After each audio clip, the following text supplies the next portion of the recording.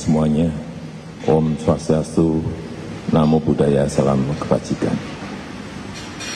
Bapak, Ibu, dan saudara-saudara sebangsa dan setanah air, pemerintah telah menetapkan COVID-19 sebagai jenis penyakit dengan faktor risiko yang menimbulkan kedaruratan kesehatan masyarakat. Dan oleh karenanya, pemerintah menetapkan status kedaruratan kesehatan masyarakat.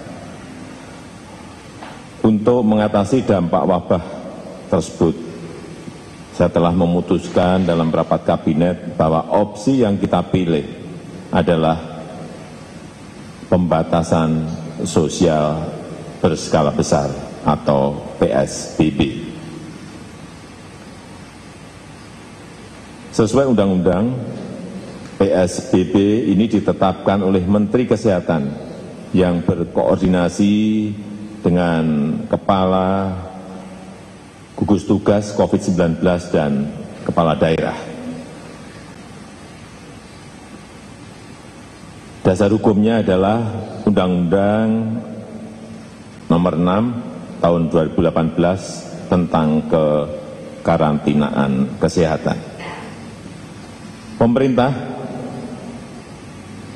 juga sudah menerbitkan peraturan pemerintah PP tentang pembatasan sosial berskala besar dan Kepres penetapan kedaruratan kesehatan masyarakat untuk melaksanakan amanat undang-undang tersebut.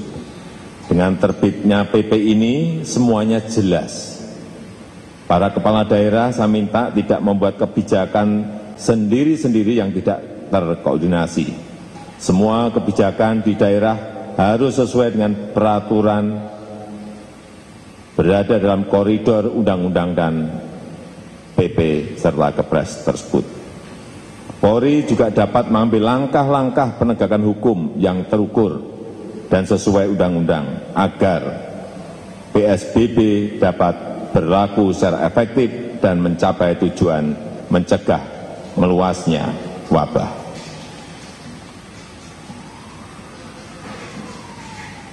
Bapak, Ibu, dan saudara-saudara sekalian yang saya hormati, kita harus belajar dari pengalaman dari negara lain. Tetapi kita tidak bisa menirunya begitu saja. Sebab semua negara memiliki ciri khas masing-masing, mempunyai ciri khas masing-masing. Baik itu luas wilayah, jumlah penduduk, kedisiplinan, kondisi geografis, karakter dan budaya, perekonomian masyarakatnya, kemampuan fiskalnya, dan lain-lain. Oleh karena itu, kita tidak boleh gegabah dalam merumuskan strategi. Semuanya harus dihitung. Semuanya harus dikalkulasi dengan cermat. Dan inti kebijakan kita sangat jelas dan tegas. Yang pertama, kesehatan masyarakat adalah yang utama. Oleh sebab itu, kendalikan penyebaran COVID-19 dan obati pasien yang terpapar. Yang kedua, kita siapkan jaring pengaman sosial untuk masyarakat lapisan bawah agar tetap mampu memenuhi kebutuhan pokok dan menjaga daya beli.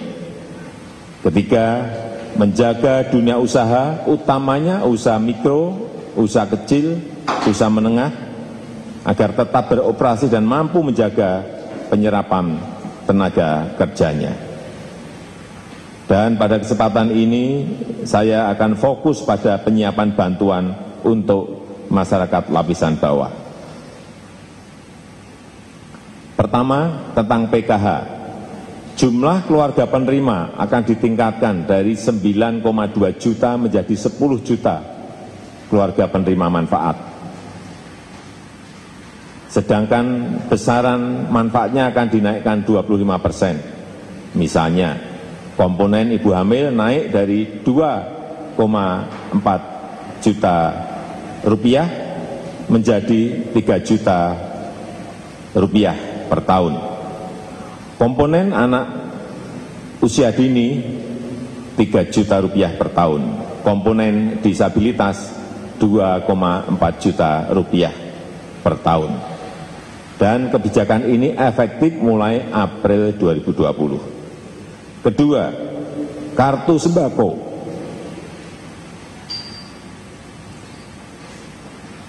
Jumlah penerima akan dinaikkan dari 15,2 juta penerima menjadi 20 juta penerima manfaat. Dan nilainya naik 30% dari Rp150.000 menjadi Rp200.000 dan akan diberikan selama 9 bulan. Yang ketiga, tentang kartu prakerja. Anggaran kartu prakerja dinaikkan dari 10 triliun rupiah menjadi 20 triliun rupiah. Jumlah penerima manfaat menjadi 5,6 juta orang. Terutama ini adalah untuk pekerja informal serta pelaku usaha mikro dan kecil yang terdampak COVID-19. Dan nilai manfaatnya adalah Rp650.000 sampai Rp1 juta per bulan selama 4 bulan ke depan. Yang keempat, tentang tarif listrik. Perlu saya sampaikan bahwa untuk pelanggan listrik 450 VA yang jumlahnya sekitar 24 juta pelanggan akan digratiskan selama 3 bulan ke depan, yaitu untuk bulan April, Mei, dan bulan Juni 2020. Sedangkan untuk pelanggan 900 VA yang jumlahnya sekitar 7 juta pelanggan akan didiskon 50%. Artinya hanya membayar separuh saja untuk bulan April, Mei, dan bulan Juni 2020. Yang kelima, perihal antisipasi kebutuhan pokok. Pemerintah mencadangkan 25 triliun untuk pemenuhan kebutuhan pokok serta operasi pasar dan logistik. Keenam, perihal keringanan pembayaran kredit. Bagi para pekerja informal, baik itu ojek online, supir taksi, dan pelaku UMKM, nelayan, dengan penghasilan harian, dengan kredit di bawah 10 miliar, OJK telah menerbitkan aturan mengenai hal tersebut dan dimulai berlaku April ini, bulan April ini. Telah ditetapkan prosedur pengajuannya tanpa harus datang ke bank atau perusahaan leasing, cukup melalui email atau media komunikasi digital seperti WA. Saya rasa itu yang bisa saya sampaikan pada kesempatan yang baik ini.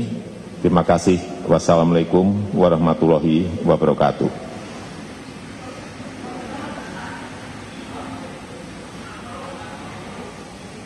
Baik Bapak, selamat sore. Ada beberapa pertanyaan dari wartawan yang sudah masuk. Yang pertama, Ican dari Kompas.com.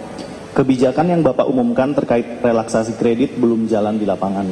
Banyak pengemudi ojek online dan taksi yang masih ditagih oleh debt collector. Lalu OJK juga mengakui aturan untuk leasing belum rampung. Apa langkah selanjutnya untuk memastikan kebijakan ini akan berjalan?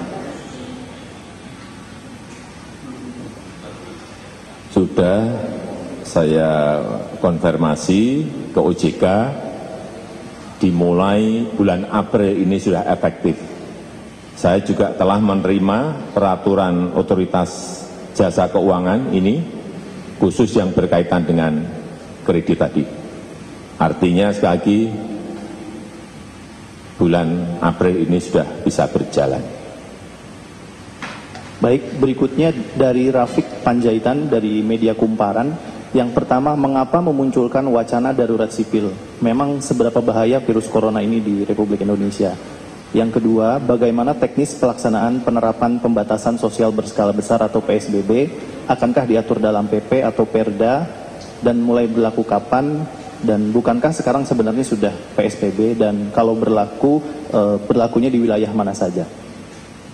Ya, semua skenario itu kita siapkan. Dari yang ringan, dari yang moderat, sedang, maupun yang terburuk. Darurat sipil itu kita siapkan apabila memang terjadi keadaan yang abnormal. Sehingga perangkat itu juga harus disiapkan dan kita sampaikan. Tetapi kalau keadaannya seperti sekarang ini ya tentu saja tidak. Kemudian mengenai PSBB, baru saja saya tanda tangani PP-nya dan Kepresnya yang berkaitan dengan itu, dan kita harapkan dari setelah ditandatanganinya PP dan Kepres itu mulai efektif berjalan. Oleh sebab itu saya berharap agar provinsi, kabupaten, dan kota sesuai dengan undang-undang yang ada, silakan berkoordinasi dengan Ketua Satgas COVID-19 agar semuanya kita memiliki sebuah aturan main yang sama, yaitu undang-undang, PP, dan Kepres yang telah tadi baru saja saya tanda tangan. Baik, cukup Pak. Terima kasih. Selamat sore Pak. Terima kasih. Ya, itu tadi konferensi pers yang digelar langsung oleh Presiden Republik Indonesia Joko Widodo. Ada beberapa hal penting yang disampaikan, diantaranya adalah pemerintah telah menetapkan status kedaruratan kesehatan masyarakat. Ini artinya opsi yang dipilih adalah pembatasan sosial dalam skala yang besar. Dan diketapkan bahwa sudah dikeluarkan peraturan pemerintah pembatasan sosial skala besar dan juga Perpres kedaruratan kesehatan masyarakat. Sehingga artinya kepala daerah harus membuat kebijakan sesuai dengan PP dan juga Perpres. Dan ini artinya tadi Presiden mengatakan bahwa kepala daerah di seluruh kota yang berada di Indonesia ini tidak boleh mengambil keputusan tanpa berkomunikasi dengan pemerintah pusat. Selanjutnya juga ada beberapa poin yang ditekankan oleh Presiden, diantaranya mengenai kesehatan masyarakat yang paling utama, kemudian ada bantuan yang akan diberikan kepada rakyat kecil.